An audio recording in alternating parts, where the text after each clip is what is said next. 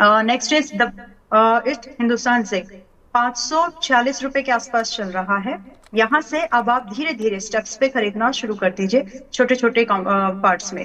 अगर आपने माना है कि आपको 100 रुपए लगाने हैं हिंदुस्तान जिंक में और अभी तक आपके पोर्टफोलियो में जीरो है, बिल्कुल नहीं खरीदा है, सो उसके सिनेरियो में हम बात कर रहे हैं पहले कि आप 30% आज खरीद लीजिए, रिमेनिंग को 520 पर भी खरीदना, और बचे हुए आपकी पूरी पोजीशन आप कंप्लीट कर लीजिए 580 के आसपास तक।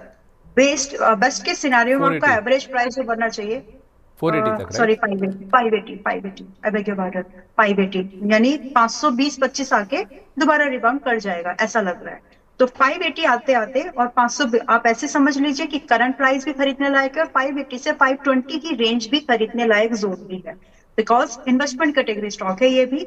और यहाँ से भी जो आपके टारगेट बनेंगे वो रेंजिंग फ्रॉम 630 अप टू 710 के टारगेट्स बन सकते हैं। आपका स्टॉप लॉस स्ट्रिक्टली रखना, और यहाँ स्टॉप लॉस आपका 495 का लगेगा। टारगेट स्टॉप लॉस दूर दूर है। ये कभी कभी इस तरह के केसेस आते हैं जहां पर स्टॉक बहुत हाई बीटा होता है, तो ये अभी जितने भी स्टॉक फिलहाल हमने डिस्कस किए, एक को छोड़ के ज्यादातर वैसे ही थे। तो प्लानिंग वाइजली करिए।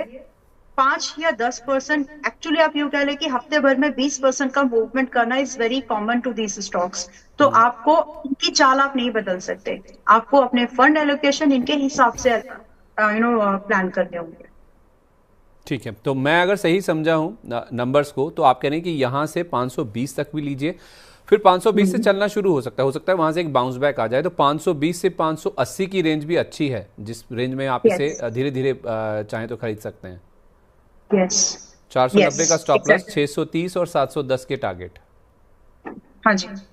ठीक है, और परफेक्ट ये है। तो मिनिमम टारगेट है, एक बार 710 के ऊपर टिकना शुरू हो गया तो 800 की रैली को टच करेगा, ये बहुत ज्यादा पॉसिबिलिटीज खुल जाएगी फिर।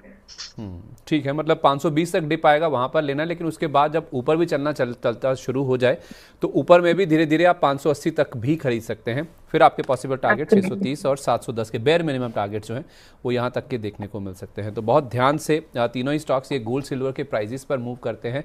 इनको जिस तरह से बोला गया है आपको उस रेंज में, उस भाव पर जब आ जाए तो आप इसमें खरीदारी कीजिए। स्टॉप लॉस टारगेट तो आपको रिस्पेक्ट करना ही है, ये आपको ज़रूर ध्यान में रख के चलना है।